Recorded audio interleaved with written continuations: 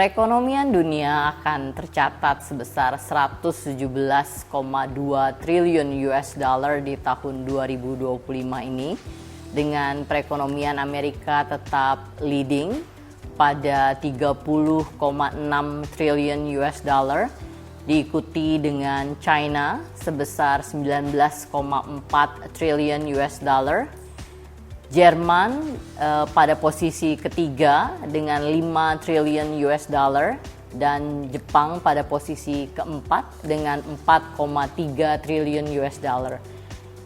Total dari ekonomi ASEAN atau 10 negara ASEAN akan mencatat sebesar 4,25 triliun US dollar atau urutan kelima ekonomi terbesar di dunia. Perekonomian dunia diperkirakan akan mencatat pertumbuhan sebesar 2,5 sampai 2,6% di tahun 2026 dengan 3 catatan penting yang perlu kita perhatikan. Yang pertama adalah bahwa kenaikan perekonomian atau pertumbuhan perekonomian dunia itu akan disertai dengan inflasi yang lebih tinggi daripada pertumbuhan ekonomi dunia. Sementara perekonomian dunia diperkirakan tumbuh pada 2,5% sampai 2,6% di tahun 2026. Inflasi diperkirakan akan mencapai 3,5% di tahun yang sama. Bahkan di beberapa negara maju akan mencapai 4%. Dan tidak sedikit negara-negara berkembang yang mengalami inflasi lebih dari 6%. Poin penting yang kedua adalah kenaikan kesenjangan atau ketimpangan sosial.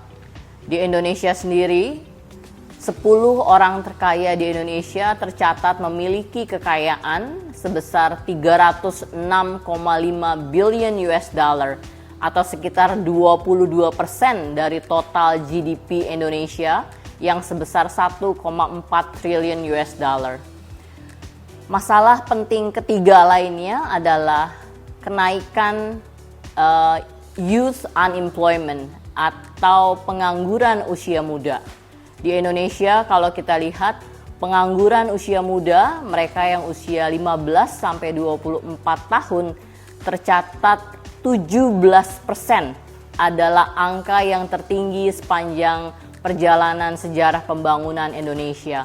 Banyak dari anak-anak muda Indonesia yang memang tergantikan oleh industrial robots dan AI, dan banyak juga mereka yang jatuh ke sektor-sektor informal karena sektor-sektor formal tidak mampu mengakomodasi keahlian-keahlian dan skill mereka.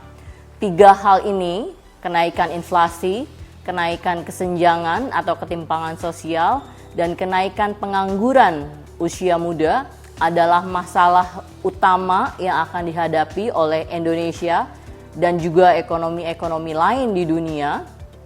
Dan bukan hanya di tahun 2026, masalah-masalah ini saya lihat akan persisten di tahun-tahun yang mendatang.